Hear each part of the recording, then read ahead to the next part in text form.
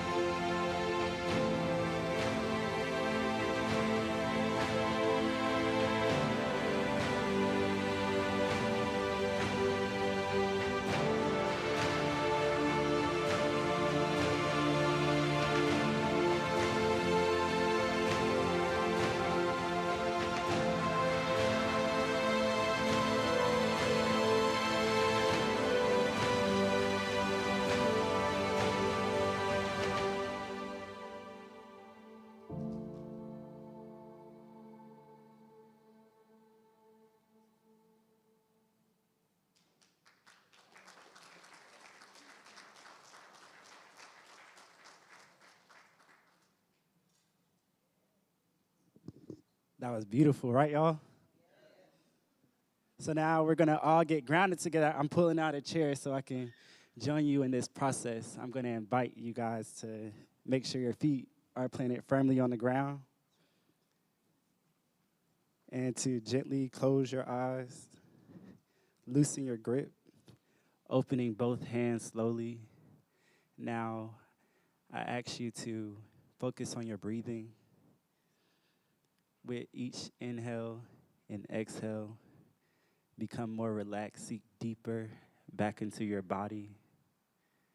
Loosen the muscles in your temple and your forehead. Relax your shoulders, slow your breathing.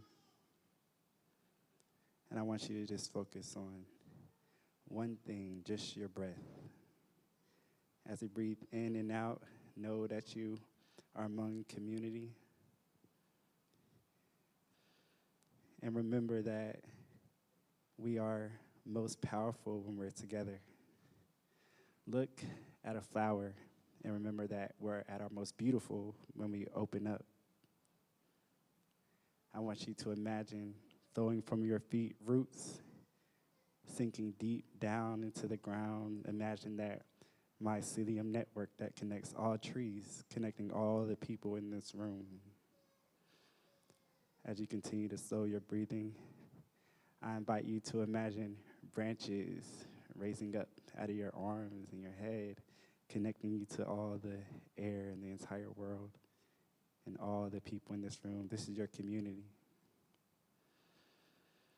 One more deep breath in. Exhale. I hope that today, as we move forward and focusing on the power of movement, that this consciousness, these thoughts in this community brings us closer together and closer to our goal of fighting on behalf of the oppressed people across the world. Now, as you slowly open your eyes and come back into the room, I want you to look around. These are your people. This is your community. We've been hanging in this thing together, and we're going to continue to fight together for the long haul. We started the long march, September 20th, 2024. Remember that, and we're still marching. So I thank you all. And now I'm going to bring up Jacqueline with the visual approach to cover some of what we've been through so far.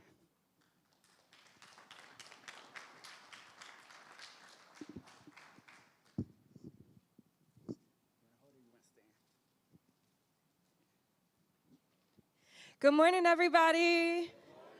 How y'all doing? Fidel, can we start with the one that's still unfinished? Okay, cool. Yesterday, I was here from a visual approach to create visual notes of the conversations that we were having in the room. And I made a different image for each of our panels. So we started with the election analysis. That one is still incomplete, so we'll share that one with you at the end of the day. But just a couple of points from that one that I thought might be useful as we ground ourselves here today in what we talked about yesterday to guide us on the way forward. We talked a lot about building together, building a collective, a voice, a strategy, a plan. And we talked a lot about love. Yes, here it is. Thank you. Yes, we talked a lot about love, justice, community. We talked about small changes having a big impact. We talked about elections being a single tool of our people, of our movements, and that that can start us off, but it's not the end game, and that we have to, starting now and continuing the work that we've been doing, continue to build, continue to plan, and continue to listen. So we talked. I loved thinking about turning our rage into work. Yes, I see that resonates. While also acknowledging that our grief is just. Our grief needs space. And then using that to fuel our work, the work ahead of us. Then we went into a panel on the state of education in North Carolina. It started out with a beautiful keynote speech, and then we had the panel. And so this second one with the hands is the image that I created for the education panel. So what I heard there is I kind of started with our kids, our village. I know this is a common phrase where we think about it takes a village to raise a child, and then thinking about how are we going to show up for young people in our communities to build the people that will make up our communities in the future. So our speaker yesterday talked about all institutions being accountable for student achievement, not just people in the classroom, not just people in the school building, but beyond that. And so we talked, the triangles here represent some of the responses that came up when thinking about how do we hold people accountable. We can address the wealth gap, having more funds for schools, promoting leadership of people of color, getting serious about choice. I really loved that. Parents want choice in some way. So how do we engage that conversation realistically and really plan for that? Ask students what they want. Power to our students, getting creative about instruction and what goes on inside the classroom, how we're working with young people.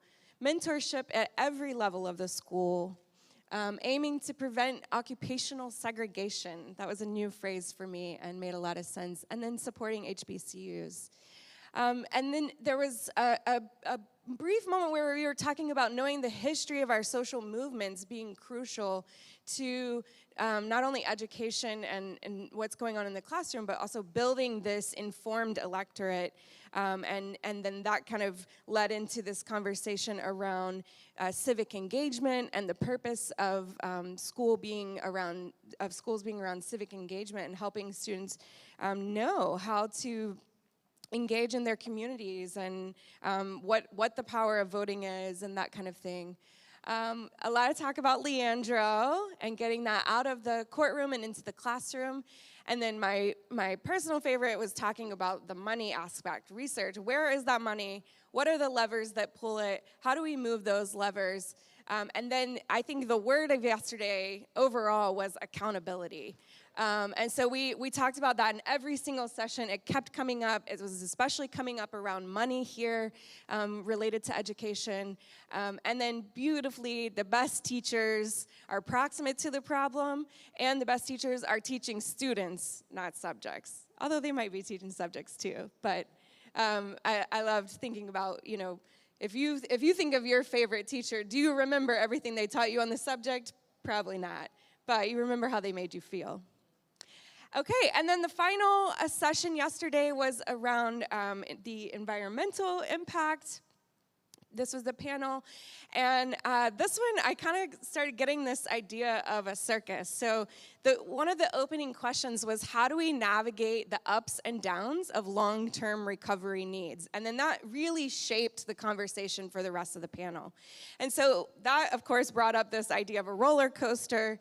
And some of the actions that respond to that question are uncovering ugly truths, collaboration and accountability, resource mobilization. And so from there, I started building up this circus analogy, and the centerpiece being this circus tent, and asking the question, who do we have leading our efforts, right? And how do we promote having people from our communities rather than, these different kinds of institutions and folks coming from outside, but instead having people that know our communities and are there to see their best interests.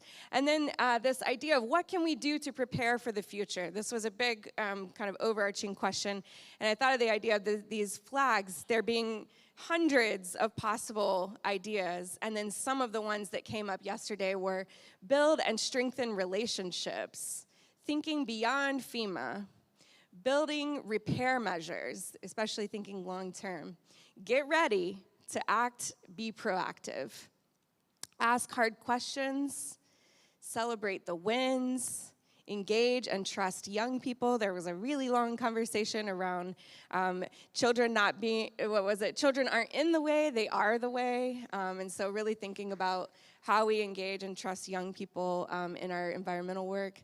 Staying 10 steps ahead, learn to manage our resources well, supporting BIPOC residents to stay post-disaster. So those were just some of the ideas, but really the black flag on top of the circus tent was the guiding message was we have to demand what we are owed when this type of work is happening, not only during and post-disaster, but before, after, all of that. And so with that in mind, educating each other, planning, strategizing, sharing our learnings from one disaster zone to the next, because it's coming for us, and so we gotta, as my partner said, we gotta stay ready, so we gotta get ready. So that was for the environmental impact session. I'll continue to illustrate for today's sessions and welcome you to come and share with me if there's anything you feel like I missed from yesterday that really should be up in one of these images. I can add that, and thank you. It's an honor to reflect back your brilliance.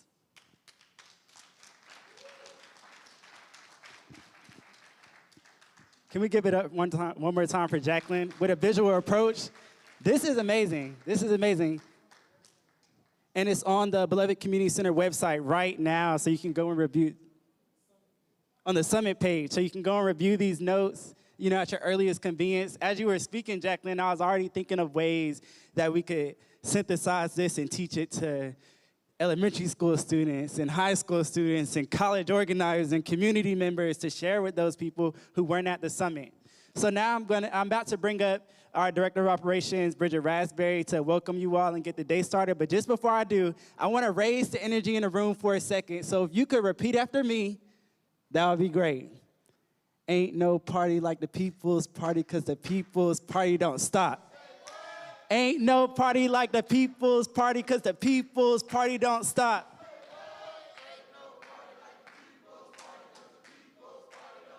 Come on. Ain't no party like the people's party, because the people's party don't stop. Come on. Ain't no party like the people's party, because the people's party don't stop. Last one. Ain't no party like the people's party, because the people's party don't stop. There we go. Come on, come on, come on. We're about to get into the movement building training. We're about to get into some strategy sessions. We got an exciting day ahead of us, and I'm really glad y'all in the room, and I'm ready to take this thing forward. Come on, Bridget. Woo, bring her up, bring her up. Well, really, I don't have anything to add to that much. I do just want to welcome all of you again to this third North Carolina Truth, Justice, and Reconciliation Summit. It has been an amazing day and a half so far. I know that you're in for a treat today. One of the things that in planning this, we thought it would be robbery if we had you here and didn't do a little bit of training, so I'm excited. We've got sons of BCC and BCC staff that are going to help lead this next piece. So I'm really excited to learn from them. But I want to give a shout out before I say a couple of words and then take my seat to BCC staff. They have been amazing. Come on, y'all can do better than that.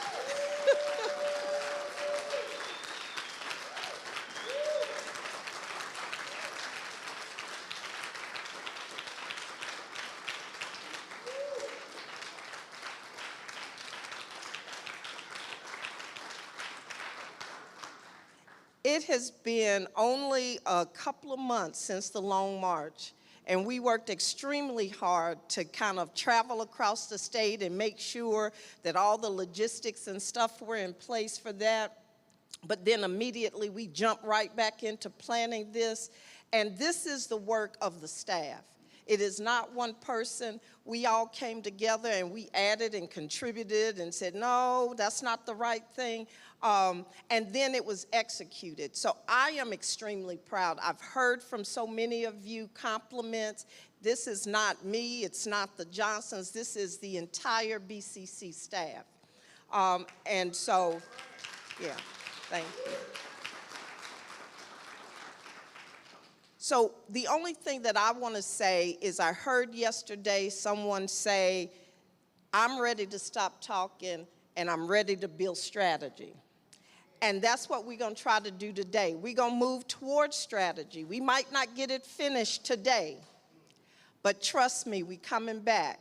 In fact, we're coming back to each of the communities for the Long March. We will start this side of the new year, probably end on the other side. But we're going to do that because we want to have conversations with you and others in your community face-to-face, knee-to-knee, because that's how some of this strategy has got to be developed. So think about that. Prepare for that. Think about start thinking now, who should be in the room when we come to your community? Because that's what this is about. Reverend Johnson had a vision about the Long March. All of that folds into our work of truth, justice, and reconciliation, but his vision didn't stop at a march. One of the things that he said to us shortly after the march, he was in the office, in the conference room with us, and saying, but we've got to do something else. We've got to take what we've learned, the momentum that has been built, and we've got to do a work together so that people know that what we're talking about is possible, is actually and can be accomplished. So that's what this is about. That's what this day is about. It's about moving us towards the thing that we're going to do together. And once we create the model, it can be replicated on all of the issues that we heard. It can be replicated on issues that are yet unaddressed, we don't yet know about. So think about that and buckle up, because the rest of the day is going to be truly amazing. Thank you so much for coming, and I'll give it back to Tria. Thank you, thank you, thank you. I'm not gonna stand between y'all and the fun part any longer. Like Bridget just said, we have some sons of BCC and some longtime supporters. We have a board member about to do some great movement building training. So I wanna go ahead and bring up Wesley Morris, Reverend Wesley Morris, Terrence Muhammad, Keith Bullard. Is Ben Wilson in the building? Come on, y'all, get him some energy. Give him some energy, give him some love. At everyone's table, they have sticky notes, index cards, pens and pencils, pads. Let's really dig in.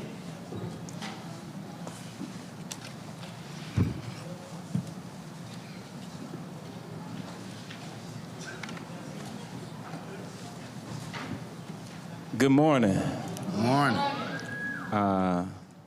This is a good day. Yes. Every day has good in it. My name is Wesley Morris. I'm pastor of Faith Community Church. We're going to do some building of a container for us to have the conversation around movement building. And what that means is just setting a framework that we all can get into and then begin to share so we can all grow a little bit in our own understanding. I was always told that the wisdom is in the room. And so we have to just plumb what is already here in order to grow just a little bit more. So I already want to honor that part of the wisdom that you brought with us, okay? Everybody, let's just introduce ourselves first. Wesley's looking at me. Is this on? Yep. Can y'all hear me? Okay, cool. Wesley's looking at me, so I must be up. Hey, y'all, it's good to be with everybody today. I think I'm the one who was referred to as not a son of BCC, but a supporter, but I want to be a son, so hopefully by the end of the day I will be one. My name is Ben Wilkins. I'm the director of the Union of Southern Service Workers.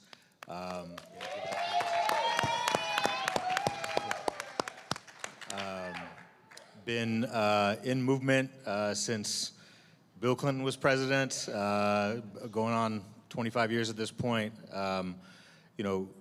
Born and raised in Missouri and was mentored by people who worked deeply with Reverend Johnson and Miss Johnson throughout the 1980s, and moved to North Carolina about 11 years ago now, and have been in the streets with folks ever since. So I'm glad to be here, y'all.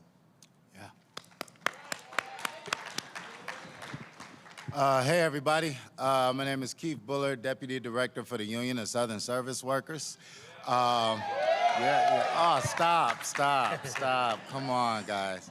No, I am truly blessed just to always be in this space, to be, a part of the beloved community center, who, when we first came down here as the, originally back in 2013, it was the Beloved Community Center that opened up their doors to us and welcomed us into the movement, where we had our first conference, the first convening of service workers, fast food workers that were organizing in the South, came together for their first meeting at the Beloved Community Center. And so it's always, ever since then, 2013, they've, the Johnsons and Pimp staff for the Beloved Community Center, Reverend, my brother Wesley has been there. We was joking about it at 6 in the morning on the strike lines at Burger King's, plenty of times at McDonald's at 6 in the morning and all of that.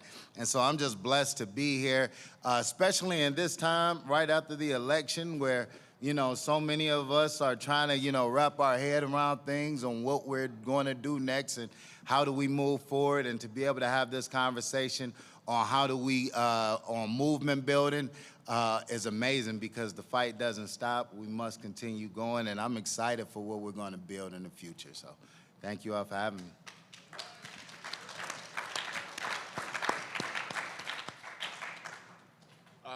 Peace, everyone. Peace, everyone. Peace. All right, there we go. All right, so, I've been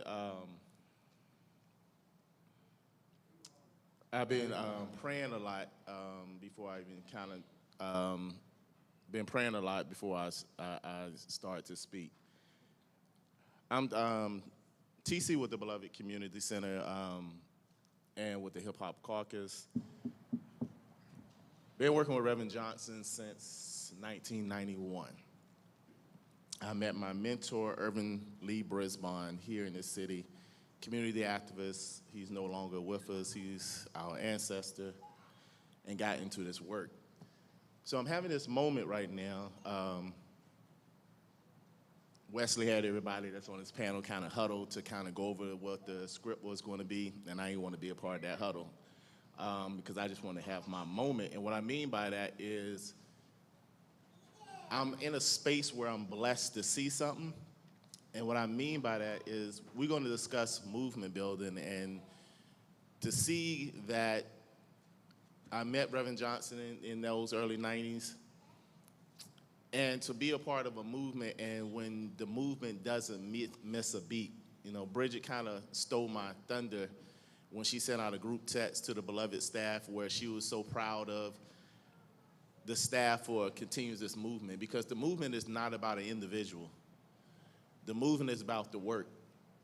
So even though Reverend Johnson and Miss J, as executive directors, co-executive director of the Beloved Community Center, because of his health challenges, the work didn't stop. The movement kept on. I'm sitting beside Wesley Morris, where I saw him as a freshman at A&T State University. Watched him grow, watched his activism on campus, and then next thing you know, he goes to seminary, and then he's working with the Beloved, and then he comes back, and then he's a pastor. So I'm not talking about a movement from the books. I'm not talking about something I read. I'm talking about a movement that I'm watching. I'm watching a movement when I see Trail emceeing today, and he just came on board and caught the Beloved spirit to be able to host and moderate today, and that's a beautiful spirit. When I see Ricky and Fidel making sure we have the video and the communication, this is part of the movement. There's parts of the movement that you don't see, the work behind the scenes. Brenda making sure you have food to eat, making sure we have a relationship with an institution to have a space to be in, having foundations and founders or funders to be in the space to make sure that we can do this work.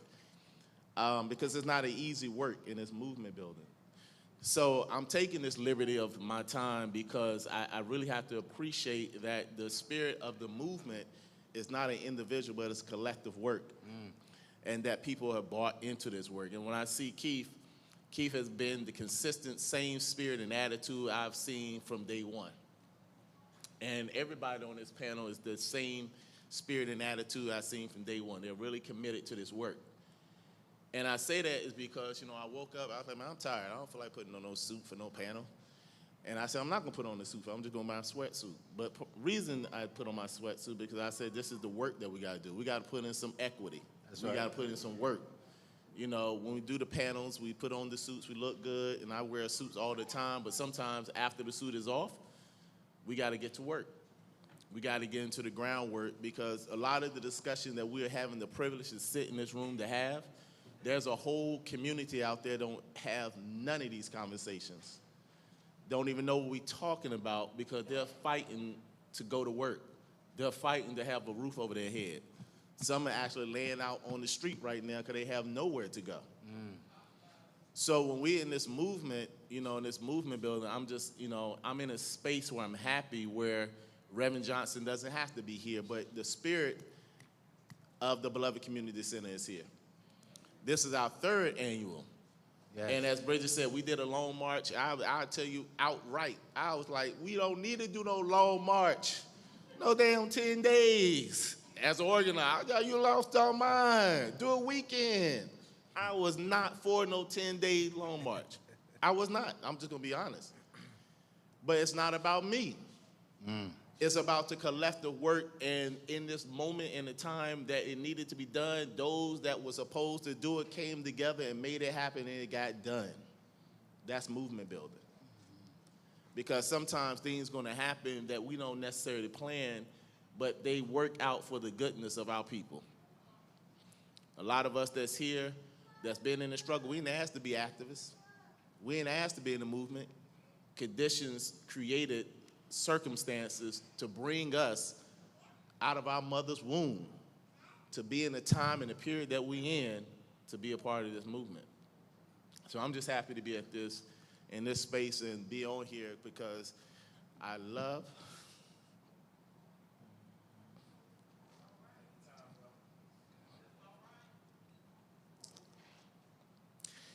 our people, man. And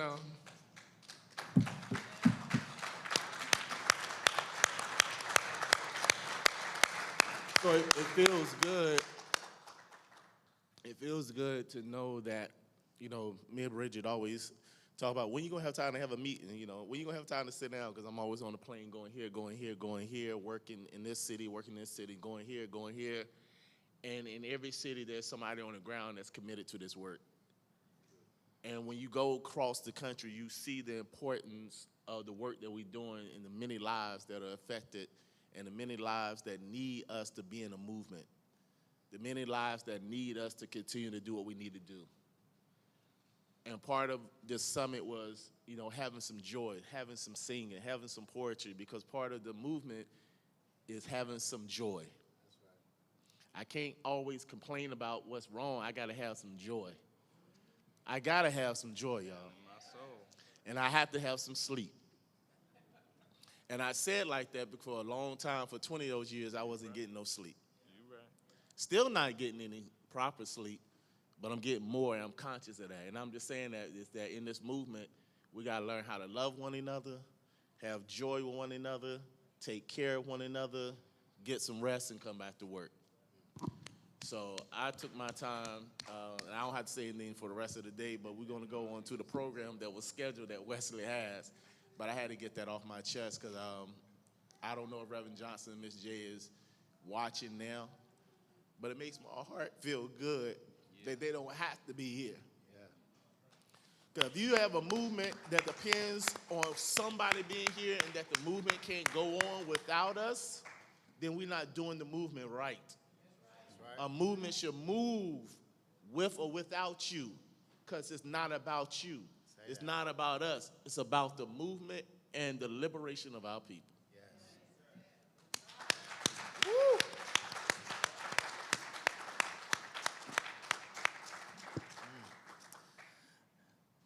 Amen. And TC, you're not done talking. We got some more to go. I am honored and thankful to sit beside each of these friends of mine.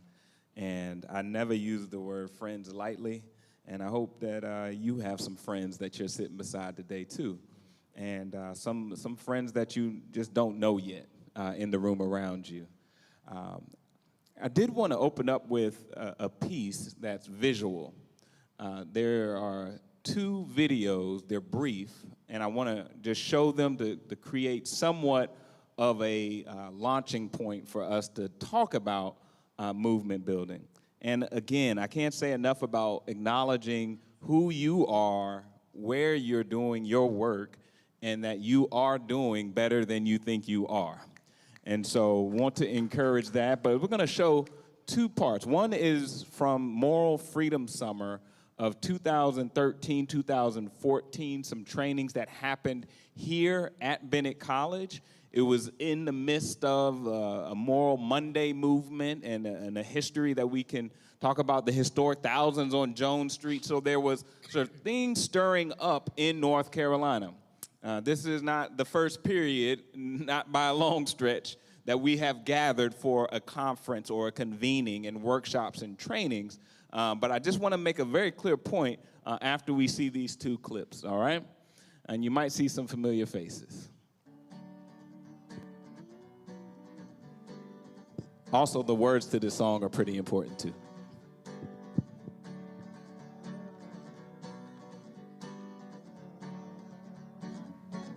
Feeling my way through the darkness, guided by a beating heart.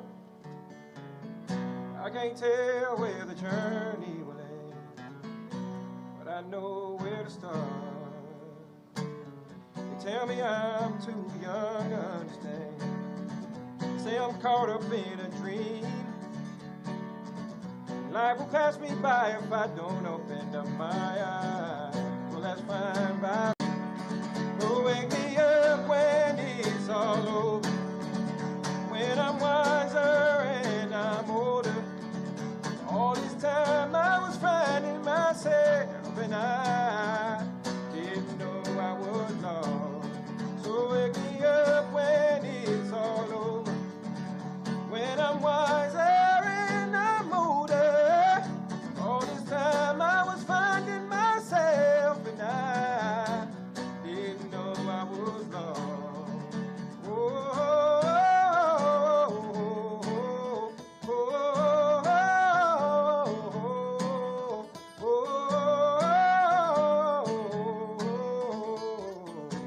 Didn't know I was lost. I tried carrying the weight of the world, but I only have two hands. Hope I get the chance to travel the world, but I don't have any plans. Wish that I could stay forever this young, not afraid to close my eyes. Life's a game made for everyone, and love is a prize. So wake me up when it's all over, when I'm wiser and I'm older. All this time I was finding myself and I didn't know I was lost. So wake me up when it's all over, when I'm wiser and I'm older. All this time I was finding myself and I didn't know I was lost. I didn't know I was lost. I didn't know I was lost. I didn't know I was lost. I didn't know I was lost. So wake me up when it's all over, when I'm wiser and I'm older.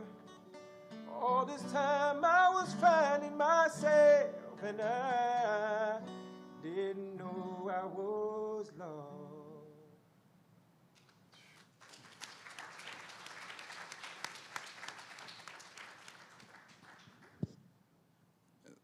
There's one more clip we're going to show. And so out of that convening and that training, it just flowed right into a larger and broader coalition of folks, which you'll see now. And this is a way to affirm that what we are doing in this space actually grows into somebody else and some other people who are doing work in another place. I don't know if you ever heard somebody say, nobody cares about workers. Have you ever heard anybody say, well, like, nobody's really concerned about poor people? Have you ever heard somebody's not caring about this particular issue around the environment? You can push back and say, well, I actually believe, and this is my belief, and we're talking principles and beliefs today, is that whatever somebody is concerned about in one place, there is somebody working on it in another place. And we just have to have the faith and the awareness to know that what we believe in is not confined into our own selves. We just have to get outside of ourselves and connect with the belief that it is happening somewhere. And so this video is a part of what grows out of rooms like this. When people say, why do you have a conference? Y'all just talking to each other. Why are you doing trainings? Why are you drawing up all these work plans? Why are you staying up printing out flyers and printing out programs? Why are you setting up sound equipment at a conference? Well, it grows into something. So we'll watch a little bit of this, and then we'll get into some table work and some other parts.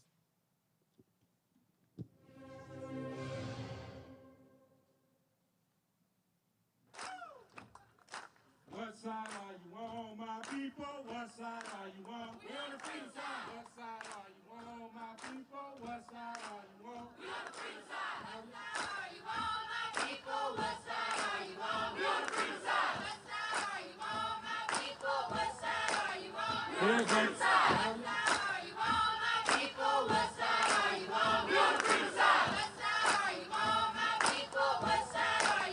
Here comes Ella Baker was a freedom fighter and she taught us how to fight.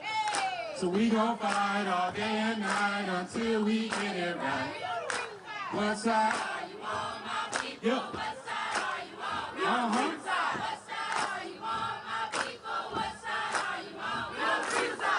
Fall together!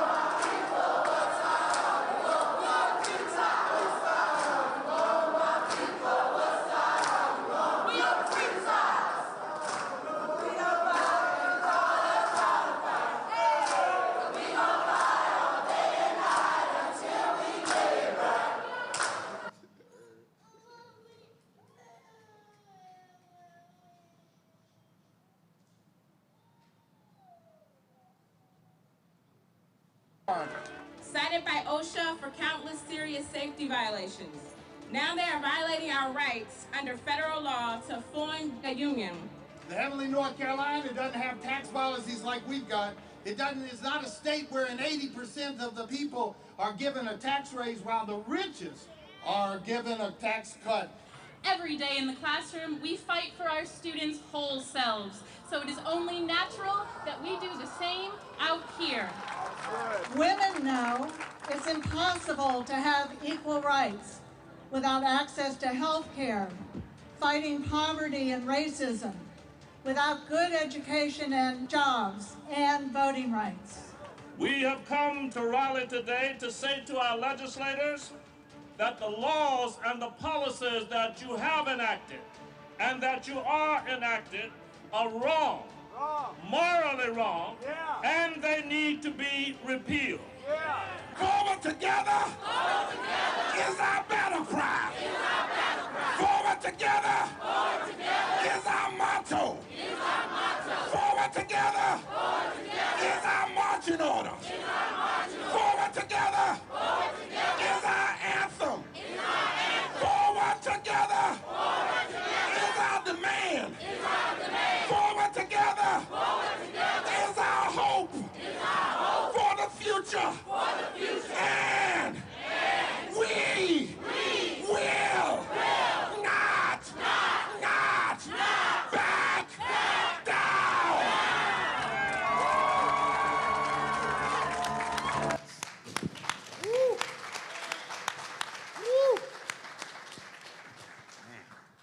That's just a little slice of history. And just a couple of months of working together and being together and making a few agreements to work with each other for that season. It's another season, and we still get to work with each other. And so today we really want to work and get to know one another at our table. The first thing, this might not seem like movement building, but I'm gonna go ahead and do it, and then we'll see how it goes, all right? So as part of movement building training, can you turn to someone that's really close to you beside you and tell them something that you are grateful for? Just share something that you're grateful for and then allow them to share with you something that they are grateful for, all right? Just take a moment to do that. Just take a moment.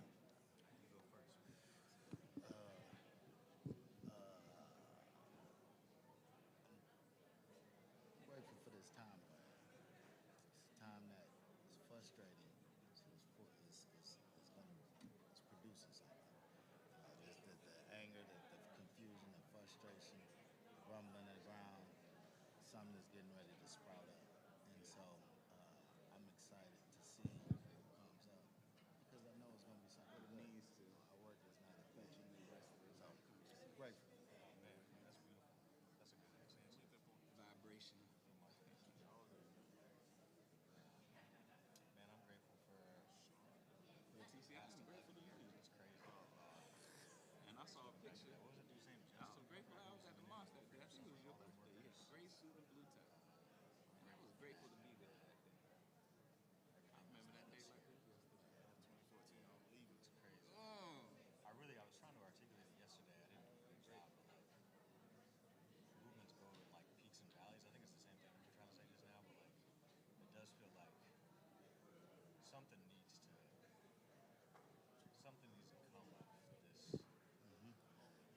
If you've been the one sharing, make sure you get some time to listen.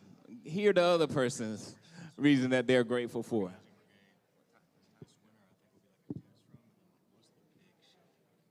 So, really big. And how do we frame that? What is the work? I don't know the answer to that question, but I think this summer is going to be, it's going to be a moment, you know, it's really, really important. So,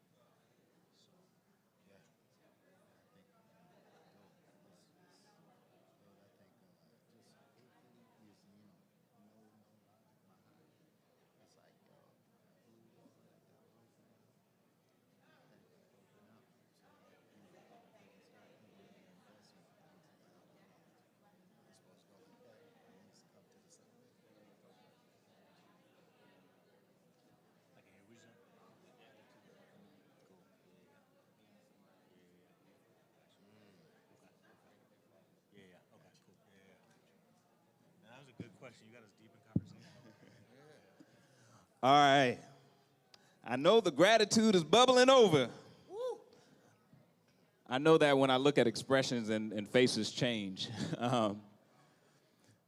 So I hope that you at least were able to share one thing that you are grateful for.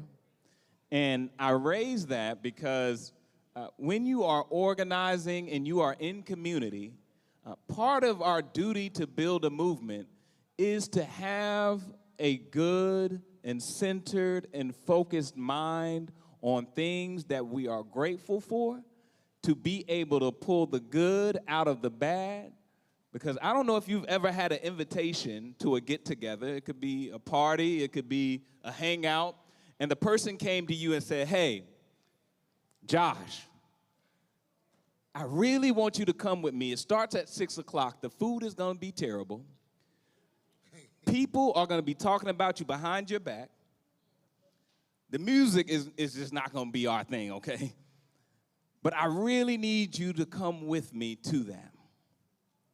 I don't know about that kind of invitation, but I don't really feel too good about getting up and coming. But if I know Josh, I might come on the strength of our relationship. But knowing Josh, he wouldn't invite me to something like that. And so what I'm raising as one of our first steps to movement building, somebody has to believe that some other reality is not only possible, but is happening right now. Somebody has to say that, yes, this is the reality, but I operate in an understanding of an unrealized potential. Part of the mission statement is believing in the dignity, worth, and value of all people and the unrealized potential of everybody within that. Because if you deal with the reality of me, I'm just going to use myself. You can catch me at any given moment and freeze frame it, and it may not be the best of who I am. But if you are pulling on a reality to say that there is a beloved community, there is a place that we need to go, I need to get some energy to go ahead and begin that journey.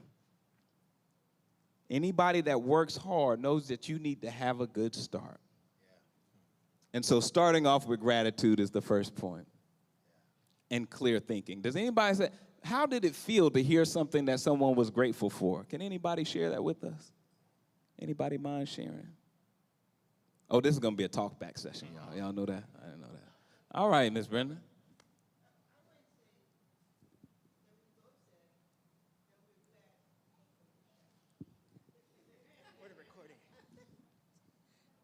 I just want to say that we both said that we're glad that we have each other in this space.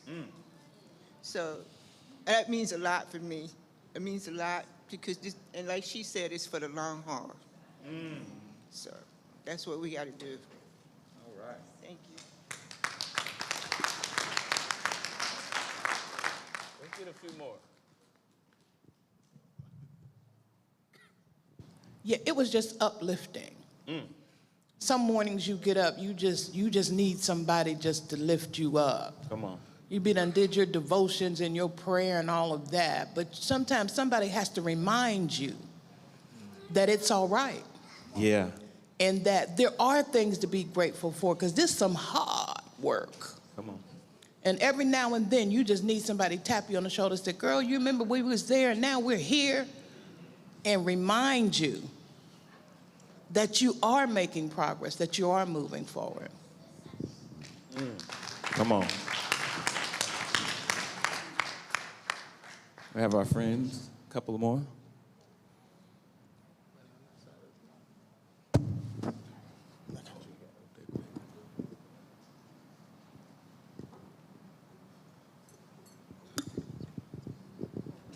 There's, I don't know, there's a lot of things in my life that hard to feel grateful sometimes, but a lot of things in my life that I recognize I'm lucky to have that I'm never going to take for granted, but also at the same time, it's like, I don't know, I know that me being white, it's kind of unfair that I have some of these things. I'm not sure if grateful is right exactly. It's just important to not take things for granted, recognize that how lucky we are to have anything nice that we have, you know, and also just grateful for community, I guess, and for getting to be involved in this and help fight these bad systems and stuff, you know. There it is. Yes. All right. All right, one more.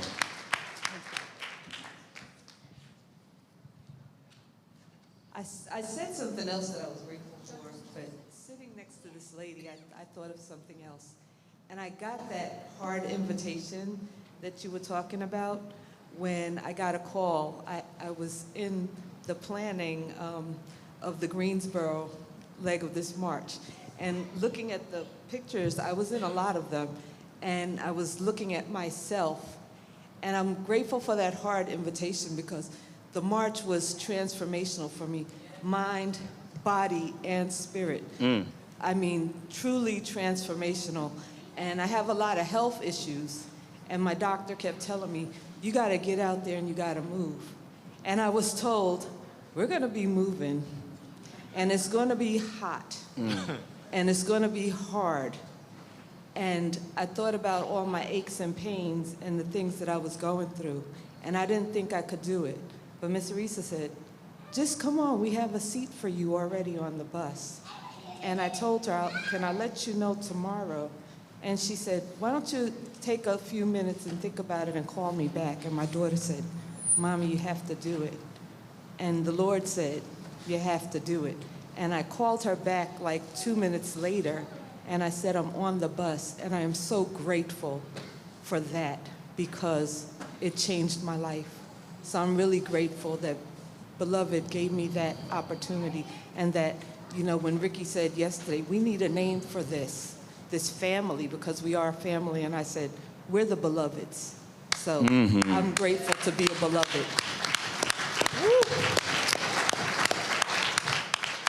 Well, good afternoon, beloved. I wanted to continue a little bit down this train and open it up for more discussion. Have you all ever seen cartoons where they have, I'm forgetting the name, maybe Wile E. Coyote, but whatever one runs really fast, and that's in the desert? Roadrunner. I remember one was chasing the Roadrunner, and it became so tired, and it was just passed out in the sand. And it was so parched that they gave it a drop of water, and then it came all the way back alive and was able to speed up again. I'm raising that because I know it felt good to get a moment of gratitude with each other. But if you think about how many things you've been filled up with to get to this point where you are, the support that you've had this week, everything that you've learned about, and then think about folks who do not have necessarily time or access or awareness that this is happening and are not filled up and are laying down in the sand and the dirt of the desert, but if they had one drop of your gratitude, that they could get up and feel like joining and doing something. The thing is that most oftentimes when people are parched and thirsty, they're not laying down in the desert. They're standing right beside you in the line at the grocery store. They are the one that you walk past that you could have said, hey, that is a nice hat you have on today. The next part is about where do you do your work? Where do you do your work? So this next conversation is where are the 3 places you most frequent when you leave your home? When you leave your home, what are the 3 places that you frequent the most when you leave your home? All right? Let's do some pair sharing and then we'll get some more facilitation, all right? And look at your neighbor and say, this is all gonna work out in the end, okay? Yeah. All right, we going somewhere with all this. That's right. 3 places you frequent the most when outside of your home. Y'all want to take me for place-based activism? And movement building and how to bring this all together. T, one thing that was landed when the right program came up was just like the 4 T's, like your time, and treasure. It's like, how are you using your time? Like just saying it was, talents. Activate that. Your time, what did you say? Gratitude once a day. And you trade. We don't need corporate dollars. We got enough resources in this phone to fund whatever we need. Yeah. I'm tap in on a little bit of that gratitude, man. That was good.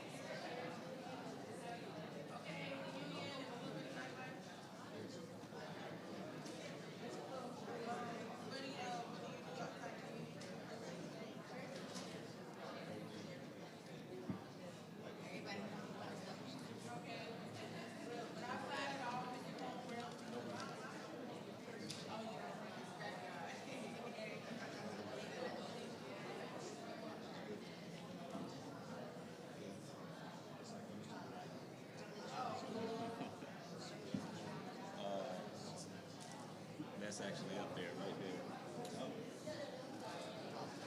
That's what the point of this is.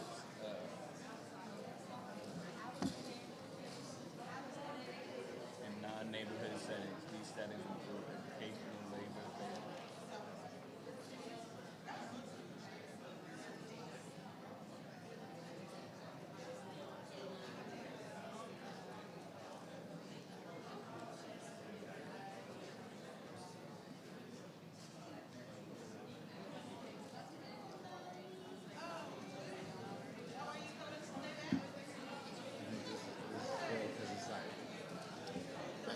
So this is definition. So we got everything that we need about community. Any questions, right? And it's like, wait, I'm still in this like, what do you mean? Like, that's the definition. Like, I get it, I just don't have class to go. what is it? Like, you know what I'm saying? People, that's the thing that's like, yeah, community organizing. Some people may even be like, community organizing. So what do you do? It's like, it's like community organizing, but how do I actually explain it, or how do I actually get involved in it? What is it, It's like, what is it? It's like almost like a movement, I'm in a movement. What is the movement? What is it? How do I define it? So you can say it. Define it, now let's explain it. Because we're actually Doing it helps them explain. When do y'all want to read maybe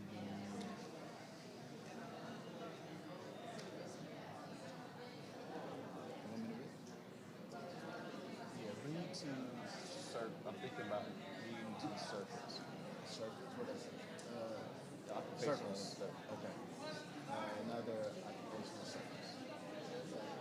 Oh, actually, people united around shared interests is fundamental community. There it is. So right before initiative. So you get with the people. Oh, initially. Okay. Gotcha. All right. We got some locations. We got some locations. All right. All right. We're going to pull back together.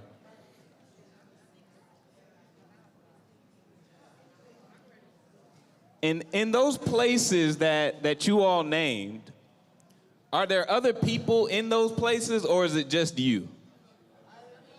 There's some other people you around? Okay. I forgot to add that to my question, that there had to be other people around that you go there, but I'm glad that there are some people in the places where you go other than yourself. And so we are step by step doing and building a definition together, okay? I'll just give you a little bit of insight on that. I'm gonna have my friend Keith, before we do some sharing back to us, Keith is gonna read from the Beloved Organizing, Training, and Healing Institute manual. I won't say that long term again. What I'll say next time is Bothy, okay? Bothy, all right? But Keith is gonna read to us a definition of community organizing, and then we're gonna do a little bit more work together. All right. I feel like this is reading from the Bible. All right. Amen. Amen. When you read the Bible, it's a certain tone you use. Community organizing is a process by which people who typically, but not always, live in proximity to each other learn to work together by building power to solve shared problems or promote shared interests. Community organizing can occur in many non-neighborhood settings. These settings include educational, labor, faith, LGBTQ, gender, racial, occupational, and other circles. The same basic principles apply whatever the settings. People unite around shared interests is fundamental to community organizing. Mm-hmm. Can we get some of the places that you all named?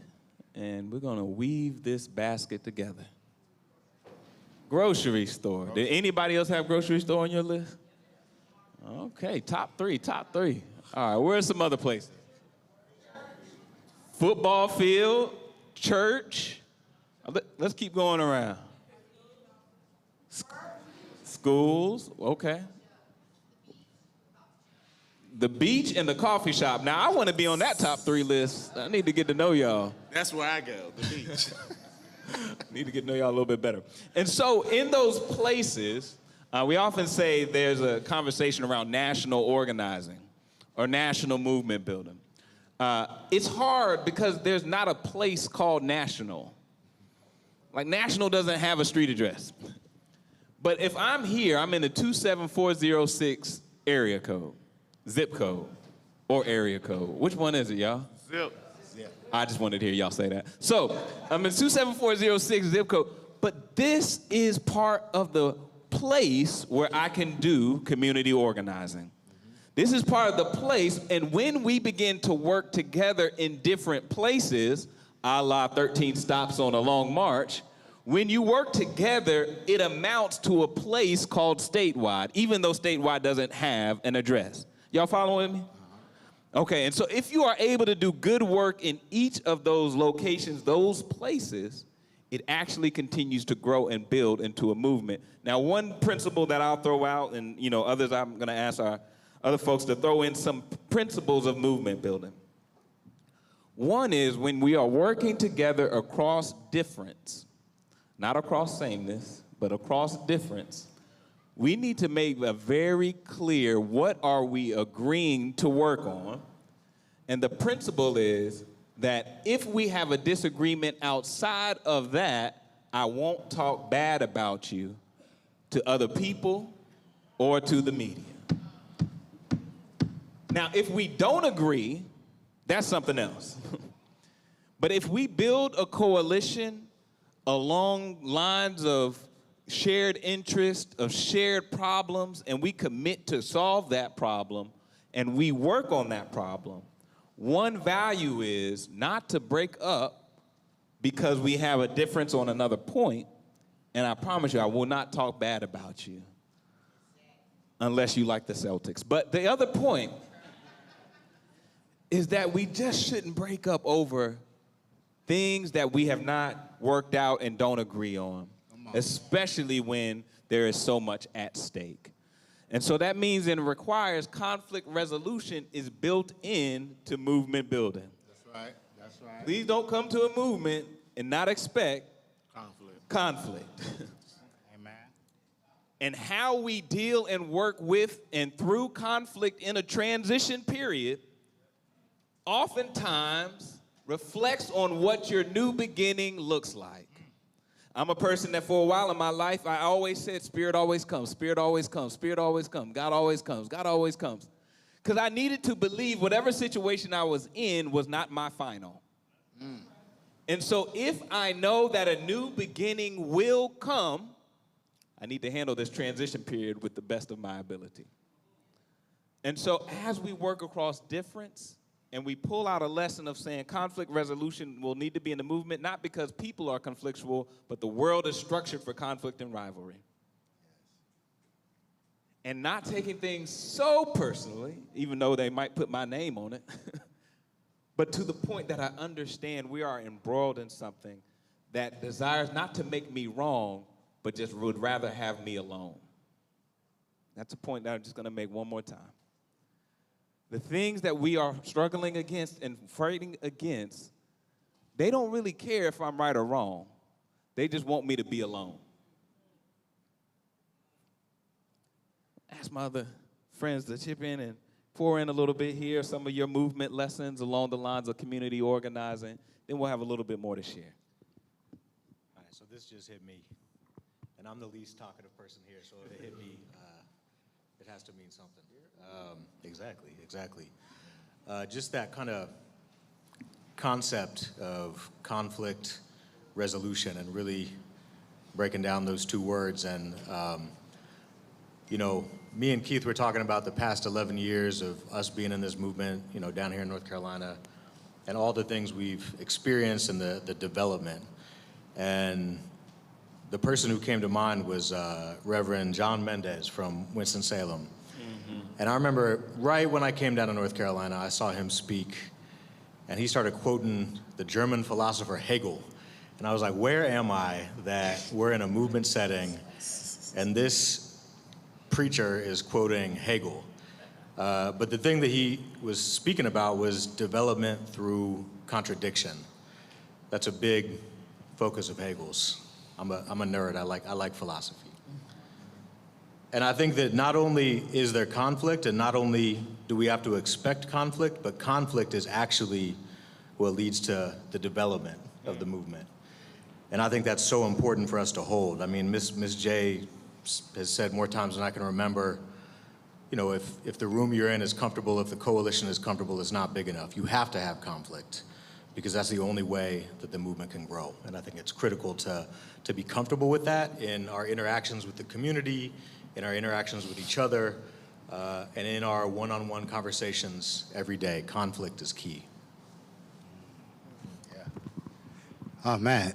Yeah, just to go on that, I think, you know, the conflict or just like the challenges and things that, you know, we've all faced over the past, you know, like man said, over the past 11 years and things, all of that brought us to this moment, you know. All of that, all of the, you know, the struggle, all of the late night plannings, all of the, you know, coffee shop meetings, all of the, you know, gatherings that happened and all of that, the marches and things, it brought us to this moment, you know. A lot of us was developed in those moments, you know. A lot of us, I remember coming down here, going to Moral Mondays event and being like, what are all these people here for? I've never seen a gathering like this of people that coming together with, you know, representing different issues, but, you know, was there together in unity, you know, and support for each other. You know, I came there, haven't seen anything like that before, but it was beautiful and it was inspiring. And like I said, a lot of us was developed, through those moments, through the challenges and the setbacks in those moments. It helped us teach us strategy to be able to keep pushing on.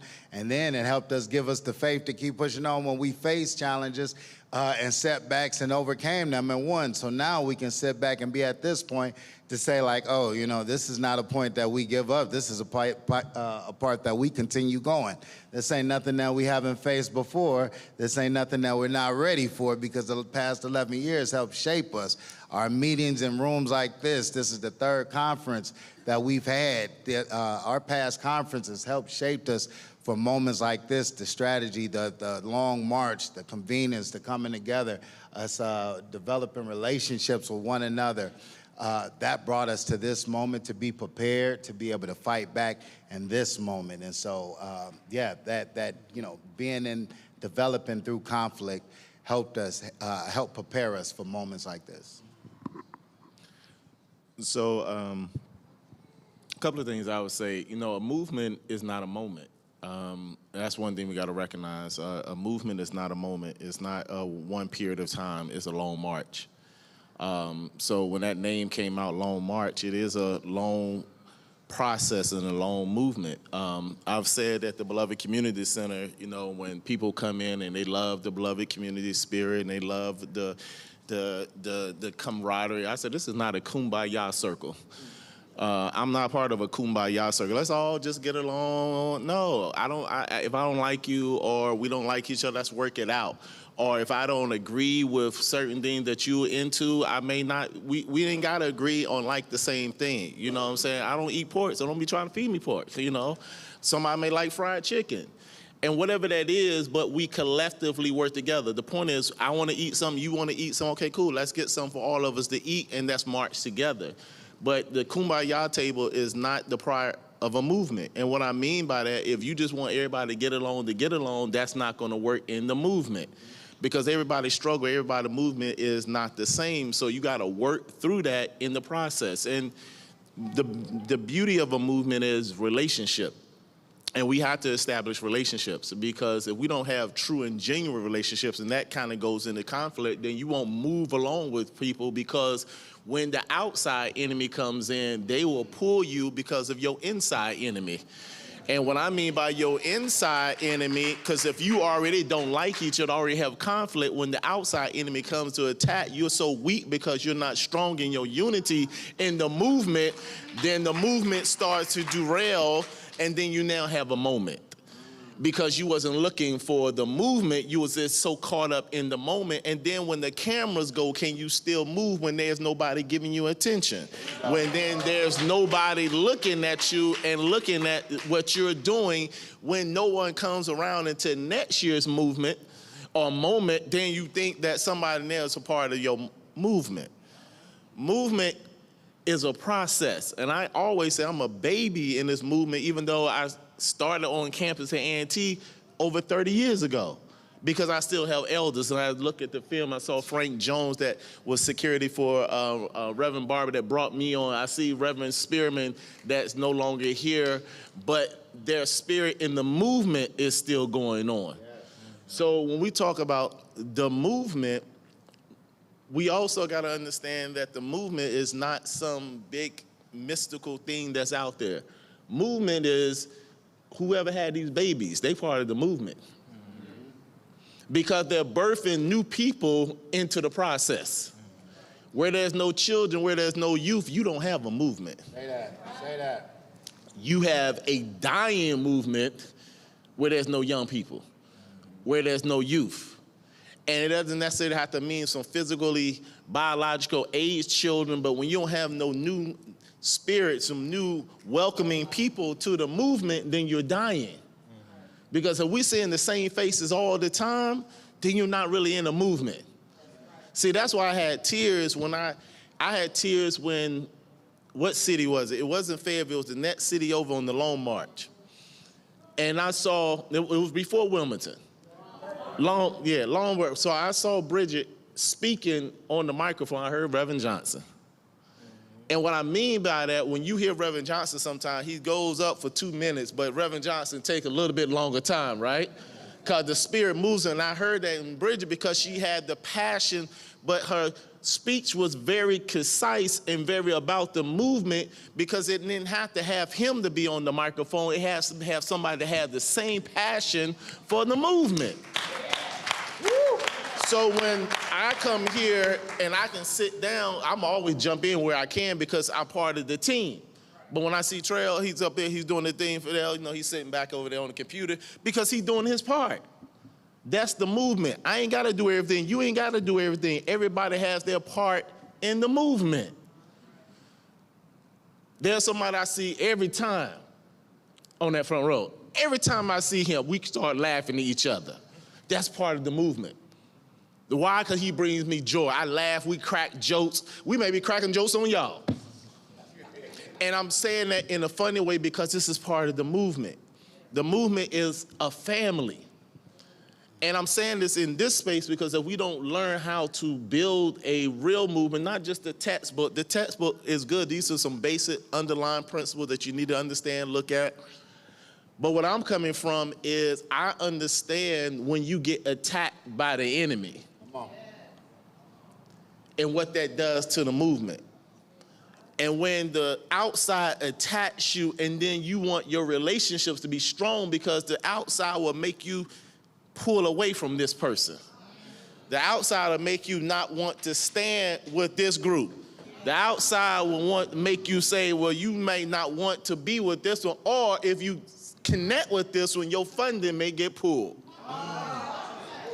And some of us need to understand that the movement is not about your daggum nonprofit.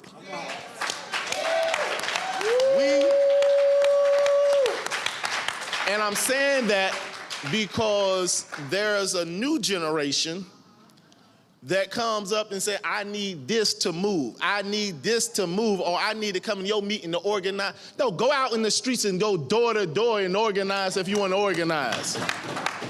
Don't wait for the funding and the money to come to do something for your people. Wow. Now, we want institutions, we want funding to set up places where we can make a phone call, where we can have some organizers, make some flyers, we can have a place to meet. We want those funds. And we should go get the funds that somebody said other day on the environmental justice. Yeah, we should get the resources that are out there for us, but don't let that stop you from going to do the work. That's right. That's right. Don't let that stop you from going to speak to someone in your community that's hurting, that's in pain. I have a $20 in my pocket every day because there's a brother who's without house that I see, and whenever I see him, that's his $20. And I never not had that $20 in my pocket. And if I do, one time I had it, didn't have it in my pocket, I would say, stay right here. I ran to the ATM, came back and gave him the money. Because I know I have to have something, because when I see him, and the brother mind is sharp. But I have a reason why I'm out here fighting. And I'll close on this. I'm a Baptist Muslim, so I'm gonna close on this. And we can't be the soup kitchen movement. What I mean by the soup kitchen movement, we love to feel good about, oh, I fed somebody. I clothed somebody. But when I ask you, are you gonna help with a living wage so they ain't gotta ask you for feeding them? When I ask you to help me to get in my home so they can sleep in affordable houses, when I ask for some mental help in the healthcare department or the ability to take care of themselves, to get off substance abuse, you don't want to help me that, but you want to feel good. I gave them a meal and a warm blanket. Come on. We got to go beyond the meal and the warm blanket. I need the meal and the warm blanket, but you got to go beyond that. Don't let yourself feel good because I went during Thanksgiving, I gave out a turkey. Turkey? That's not the movement. That's a moment. That's right. We got to go beyond these moments and really go into a movement, and that's why it's always good when I show up in different cities and different places and different communities, I see somebody else say, that's a safe house. That's a place where I know I got some folks. When we did a canvas and when all the artists came, oh, I felt so good. Not for the artists, but damn it, I felt good that the artists came to a real spot with real organizers. So they didn't come just for the camera. Ha, ha, ha. No, you ain't gonna get no camera at this spot. That's right. You're gonna get the truth in this spot. This is USSW, son. And I love that they was able to witness real people doing real things, doing real organizing. This is part of that movement. But we gotta be real with one another. And everything that you do personally, in your personal life, is a part of the movement. That's right. Because whatever you're not doing right in yourself, it's gonna reflect in the movement as we walk together. So it's not to get in anybody's business, but I know my own stuff. When I'm off, it messes up stuff. When I'm on, it's a benefit to the movement. I'll stop there. I told you had more to say. We're going to hang in here with these principles and these values because our next table share is going to be around what is your assignment in those actual places that you live and you go to and what you do. Being clear about what you are here to do. Being clear about it. Are you here? I'm not even going to give any examples. I'm just really excited to hear from you. But I will say one other value, just to give you some time to think about the assignment. And this is for leaders, folks who have been honored and blessed to be in a position of leadership. One of the things that I learned is this 3 R's. Rules without relationships lead to rebellion. And I learned this as a youth pastor. I was a youth pastor, and I was kind of young getting into it. And when we talk so much about young people being involved in movement, or we start talking about folks who are outside of our natural community or those that we know, I would say to you all and to myself that if I am going to make a rule for a organization or for the movement or for folks that we are working on our discipline and getting in line, it is best to do that when you have a relationship, because the depth of the rule is really based on the depth of the relationship that you have with the person you're giving the rule to. And I do not want to get the rebellion just because I misplaced a rule. What I mean by that, I was working with these young folks as a youth pastor and going from week to week, and I was trying very hard, but they were whooping me every week. I said, my name is Reverend Wesley. They said, get out of here, Wesley. Every week, they're just kicking me. Y'all, you gotta be quiet. We gotta get to this part of the lesson. Here goes a paper airplane. Here goes across the room. And so again and again from week to week, but I kept showing up in that van to pick them up from their house. Kept dropping them off at their home every week. And I got one of the greatest gifts by the end of those first 12 weeks. One of the young people that gave me the hardest time said, Reverend Wesley, I really appreciate you, man. And the reason I say that is because I learned some other things. There's this brother named CJ who was on the panel. He said, you got to start playing music that they liked a little bit. Kind of got to get on their level. Because after that, then I got the treasure of what's inside of the people that I've already assumed something about. There are assumptions and models that we have for the person that is at this particular gas station that you see, and you walk past them, and you really don't know what's going on the inside. At the Windsor Center, we had a basketball tournament every Tuesday morning at 9 a.m. And the young people that would flow over from the neighborhood, they would play their own music. And they would be fighting and arguing the whole time. But they would be sweating. And then one of them told me, after we changed the music and the fights died down a little bit, we took the controller back. They said, we come here to sweat out the demons before they get stronger later on in the day. I didn't know what he meant by that, but he said that we face things in our lives that we don't have any idea what to do with. They're stronger than what I can handle as a person. That's why the passion for and the urgency around us creating a table, creating an organization, creating the place is so that folks don't have to deal with all this stuff by themselves. Right. I keep coming back to that. And one of the worst things that can happen is when somebody gets pushed to be by themselves when they've tried to come. So this movement, and so we have to learn how to say, I'm sorry. We have to learn how to say, look, can you forgive me? Look, I misstepped. You've made me aware of something. I'll stop there because we have an assignment. So the assignment that you have, when you go to the places as an organizer, as a leader, as a movement person, what is your assignment? And then we're going to tie all this up in 10 minutes. So if you could talk to your neighbor about what is your assignment for life, for movement, for organizing, for working with other people, for meeting other people, what is your particular assignment when you wake up and start your day?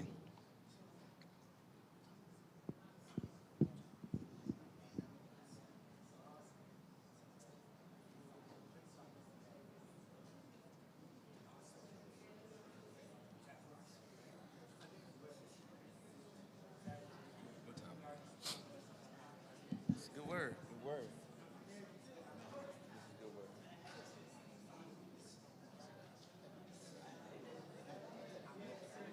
No, it's going to you. This part for y'all. This part I'm learning y'all. Listen. I got all y'all notes on my. Listen, y'all teaching me, man. I'm learning from you all. I'm backing up a bit on this one. Yeah. What do you say? Baptist Muslim? Preacher on the. Say it again. The question is, what is your personal assignment as being a part of this movement, being a part of the movement? What is your assignment when you go out into the world to interact with other people? What are you to do? What are you creating? What are you making happen as a part of this movement?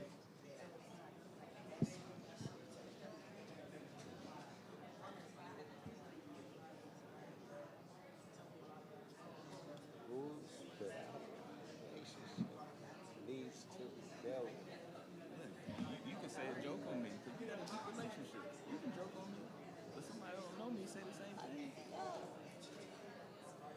But in the movies. But I mean, she's right. Because there's a lot of times in the moment where there's a lot of offenses being created. Right? A lot of what? Offenses. Like people get, I don't the way they talk. What? TC, go there else? My offense level, I was very thin skinned. I was getting up. It wasn't a relationship. Right.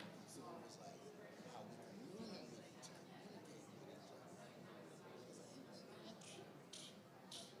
What? He wasn't saying for me out my name. They ain't say nothing wrong, you know what I'm saying? They're just like, hey, we got more. Go. Yeah. It's like, who you snapping at? Yeah. If you be like, if you come up, like, we got more. Got you. You know what I'm saying? Yeah. And then I hope I come back and leave you later and be like, yo, I was rushing, man. But, you know but no, what I'm it's saying? relationship. But no, I'm like, Wesley, he ain't even got it. Something going on. Focus. Yeah. And you know that. And he'll come back, and we'll still, like you said, we'll come back. Oh, my fault. I ain't mean to do it. I ain't mean to snap back. You like snap like that. Because I've done that, and that's exactly do. But you didn't know me, and you what? Nah, I'm catching up. My first time here, I asked for some water, whatever, I get offended. I ain't coming back. And I'm like, you know what I'm saying? We don't have that relationship. But that's what it is in general. Yeah.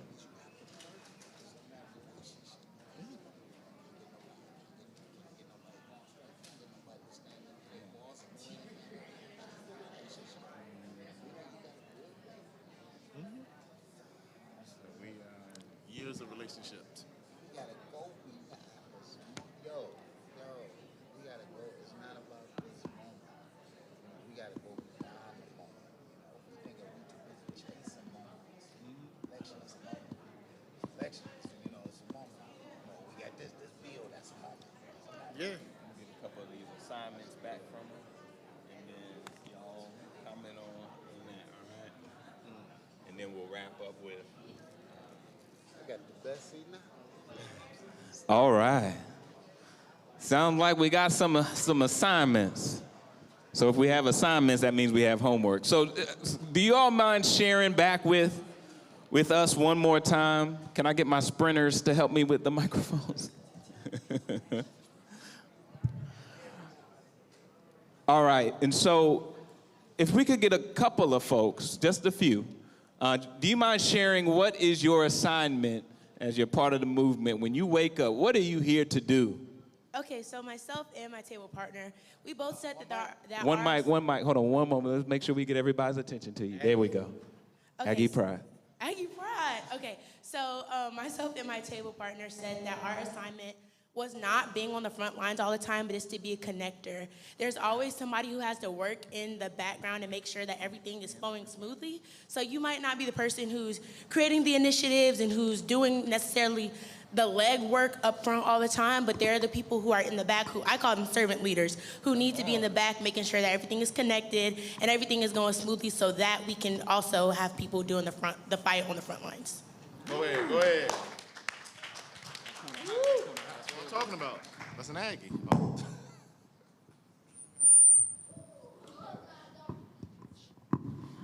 Hello, everyone.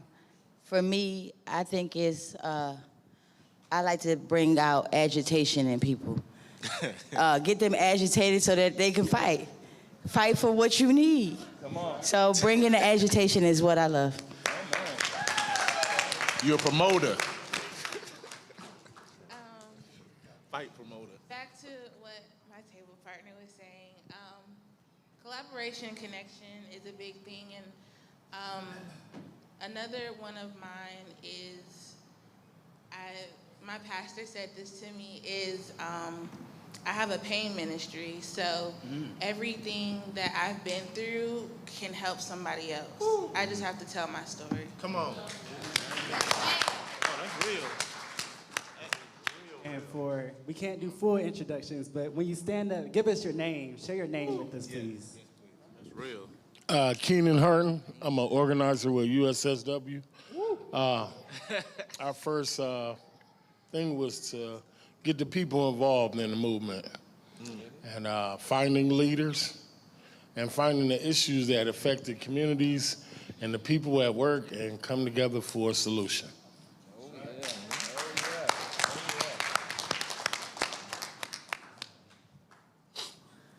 Maybe one more. Let's get one more assignment that's willing to share.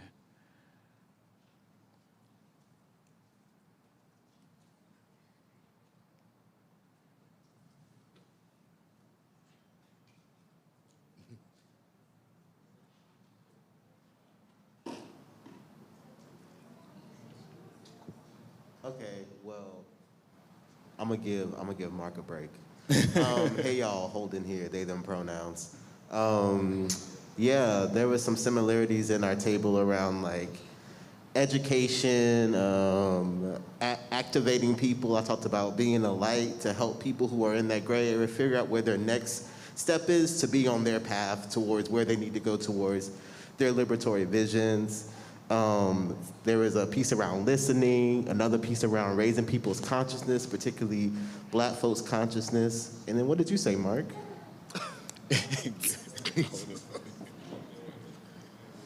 Yes, and then Mark said organizing is removing barriers for people to get into the room. Yeah. So yeah, that's what we said. All right. Get out the way. I want to turn to this capable container of folks who are up here just to share maybe one more word, and then we'll wrap up. Just one more word. I'm just mindful of the time, so I'm trying to do my best. Thankful for y'all. All right.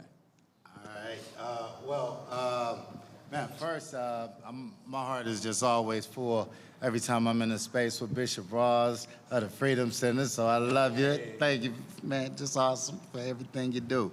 That's a person that just reminds me of community and organizing, you know, a person that's always there on the front line, so many issues, so many different issues, they're there, you know, and I think, you know, that is what, you know, how we organize. It's not just about, you know, organizing on one issue.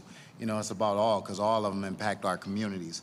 But just on some of the things that people have shared, and just like someone had talked about, sharing their story and sharing their, their what they've been through to be able to help somebody else. One of the things that I talk a lot about is, is using your voice. We have to be able to, elevate the voices in our communities. They are the narrators of the issues, but not just of the problem, but also the solutions. And we can't, be afraid of having, people coming in, speaking, talking about issues. They may not sound like whoever or whatever, but they're able to give a clear understanding of the issues that they're going through, and that will be able to connect with others. So one thing like in USSW, is about elevating the voices of our community, of our people, letting them be the ones that talk about their issues. When you have someone that is working at Waffle House for over 20 years, talking about how they're living off of $3.13 an hour, you can't argue with that. That's not, me telling somebody else's story. That's them up there sharing their story and their struggles of what they go through. That is their truth. And if you want to dive into it, you can look at their life and things. So being able to have people in our community, being able to be the narrators, us using our voices to be able to speak out and talk more, talk to each other. One of the things that I've been challenging myself to do, and do it if you feel comfortable, however you feel and all that. But there's this battle inside of me where if I see somebody with maybe a hat that I don't agree with, or a shirt I don't agree with, or whatever and things. One of the things that I've been trying to do is just go up and have a conversation and just talk. I'm not talking about politics. I'm not talking about anything. I may, talk about my Detroit Lions. I may talk about, the weather or talk about something, but those are things that will just start a random conversation. It opens people up. It gets us talking to each other. Reverend Wesley said that, even when we're at the grocery line, there's people in the line right there that we don't even talk to. We may stand in line behind them for 15 minutes and we don't even have a conversation with them. They got the same thing in their basket as we do. They're thinking about how they're gonna pay for all this food the same way that we're thinking about it and things. But being able to have a conversation with them, talking to people, that is the first step in building a relationship. That is the first step, is being able to just talk to people, And when you're talking to people and engaging with them, one thing I like to do is see what they're excited about. I talked last night about engaging in people's talents, people gifts and things. What are people excited about? What brings that light in their eyes? What motivates them? How can they utilize that talent for the movement? That's right. One of the things that, if you've been on a conference call with me after 5 o'clock, you may catch me in my kitchen, as if I'm on the phone. But in the kitchen, I love to cook. I've been blessed to, organize. We'll organize some community chili cook-offs. One thing that brings people talent into the movement. Some people are like, hey, I'm really great cooks. I may not can go out there and march with y'all. I may not have the ability to come and, be at every meeting, but you know what? I have some really great chili that I can bring to this chili cook-off, Mama Cookie, when she first got into the movement, when she first came to USSW, she said, she was like, I'm gonna be on the background. I'm gonna be in the background. She was checking us out to see how we was and everything.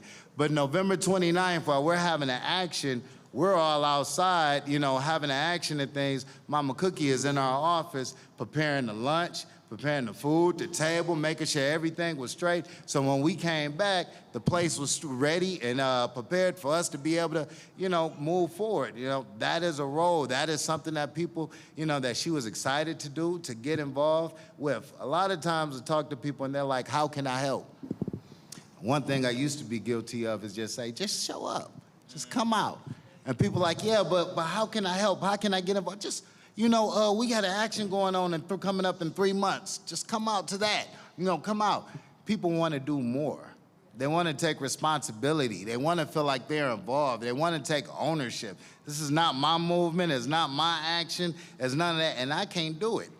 Most of these things I can't put together by myself. Nowhere near, shout out to Clara and an amazing team, But when people say they want to get involved, look for those ways to get them involved. Look for ways for them to be able to add their talents and gifts. I always think about all of the teachers that we have that are involved, retired teachers and all of that. I think of ways of how can we start an after-school program to get people, that's a gift that they can be able to utilize for the movement, We have a lot of retired nurses or doctors and people that work in the healthcare field and things. Yo, we can have once a month blood pressure checks or vital checks or whatever, we can be able to add their gifts to the movement, and now they feel valued, they feel like they have something to bring, they're contributing to the movement, all of that. So one of the things that I feel is very needed in movement building that keeps people to stick and stay is getting them involved in their gifts, their talents in the movement, helps them feel like they're a part of it, they have responsibility in it, and they take ownership of it, and they keep it going with or without you because they know, how they can build this movement and how to keep it going.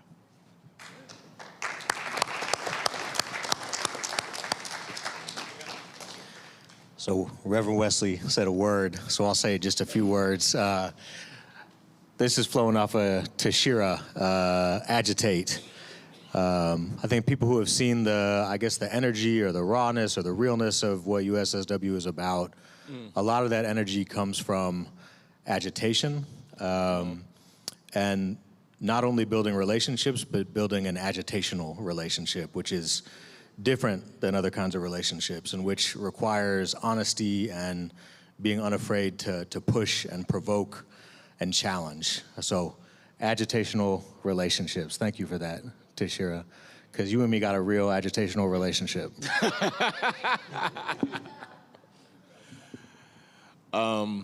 So I want to recognize, I want to close on one point this sister said, but two organizations that I'm a part of. I'm the co-chair of a health disparities, the Greensboro Health Disparities Collaborative.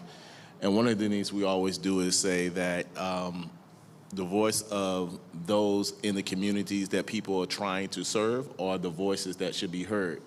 And those are the voices that should be paid. And I say that because a lot of people get a lot of money to study people and don't pay the people that they're studying. And people do research on communities and get millions of dollars on their research, but give no money to the people that they've done research on. Or they use the people in the community to be the gateway for them to get in, and then they shut the door once they leave. So I don't know why I'm saying that, but I just know that the community is the people that we need to support and uplift. I also know in the climate space, as I'm in the hip hop caucus, we always make sure that the people on the front line are the people that are heard, and those are the ones that are supported. And we need to support organizations to help build their infrastructure so they can receive the money and the resources that they need to be given to them to do what they need to do. And we at some point, and this is just the organizational point, at some point we need to stop being thankful for $50,000, $60,000, $30,000 from organizations when I know some organizations give $30 million for campaigns. Come on. So they make us feel like, oh, thank you for this. I just feel so good. And when you know across the street, you talking about you gave me 60, but you gave them 2.5 billion. Or you gave somebody else 30 million, and your budget is 100 million a year. And you want us as national NAACP Urban League to fight over the $5-10 million that you gave. And we just need to stop being pimped out and thinking people really care about us giving a little bit of dollars to do the work. And, at this point in my life, because I'm a mechanic, I got a good mechanic, I got this little black Lexus outside. It ain't factory, it ain't come from the factory, but it looks good though, right? But if it did come, I'm like, damn, I've been in this work for I don't know how damn long. And I'm saying it like that because sometimes we feel like we shouldn't be worthy of a nice hotel room. Like, no, we're gonna stay over here. No, stay in a nice hotel room, drive a nice car, have a nice home. Yeah, we're in the struggle, but everybody else that's our enemy is living a good life. And we fighting to live a good life. that we should welcome the benefit of having some good things when we have them. So don't get mad if you see somebody doing good that's been in this work. And I don't know why these things are coming to me, but I just had to say it. We should benefit from some of this resources and some of this joy and some of this happiness that's out there. And I will close on this. A sister said something about pain ministry. I made a post the other day and I didn't know it was gonna get received so well. And I stole it from somebody else, or I borrowed it from somebody else.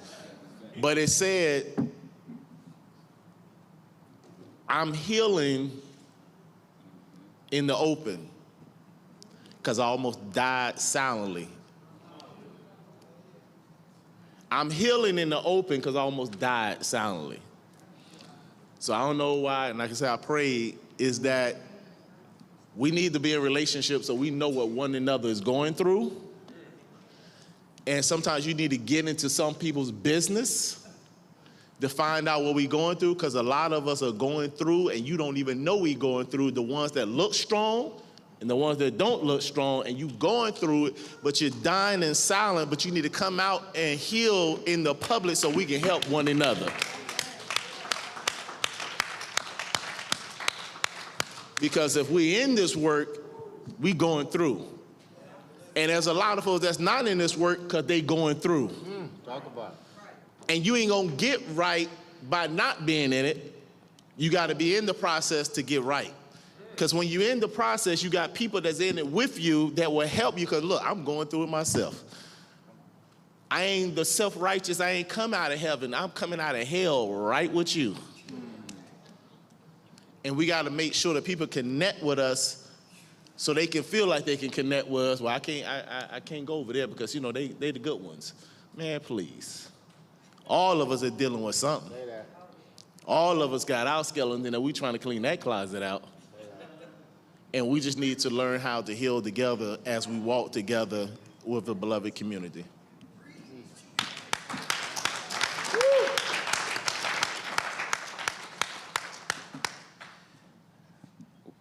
Did anybody get anything out of this session today so far?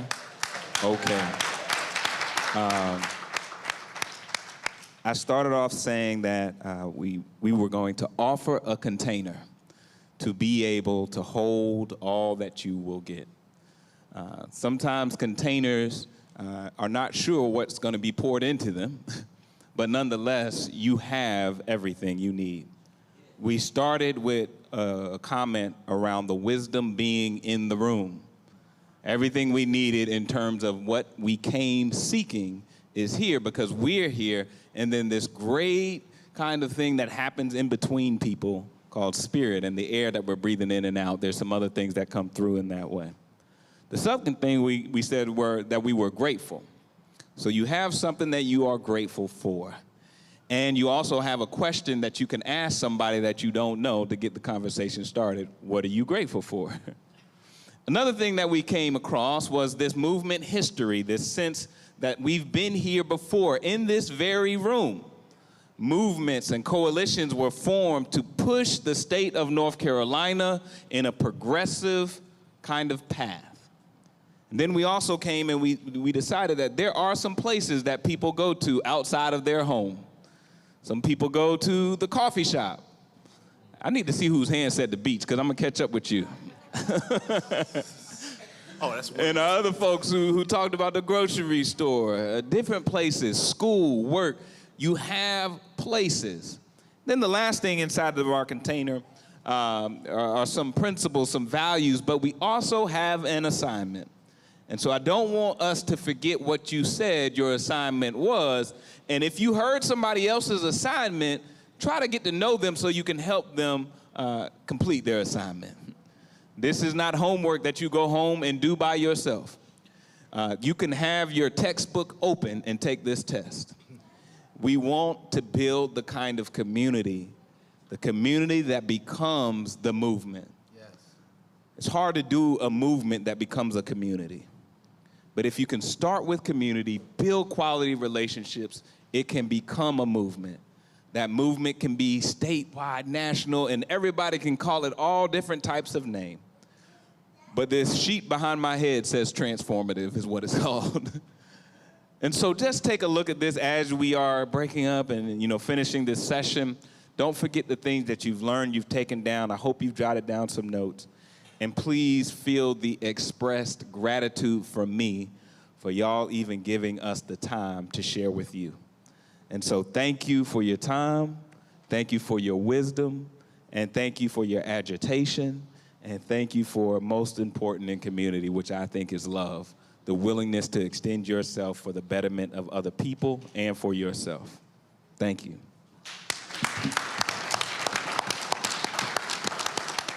Can y'all stand up? Can y'all stand up for me? Y'all, let's give it up one more time for our movement veterans. These people have dedicated their entire adulthood and some of their teenage years, right, to this work. It's important that we give people their flowers while they're here to receive them. The movement is fueled on our relationships, but it does take leaders. It does take those workhorses that y'all have been. We appreciate everything y'all do and all the amazing love we always felt from you all.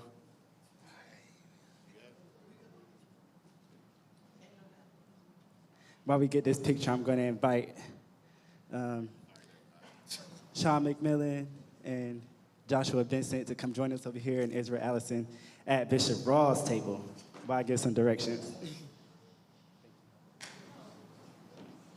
I want to share something briefly. I'm a student of the movement. I never talk student and youth organizing without mentioning Kwame Ture.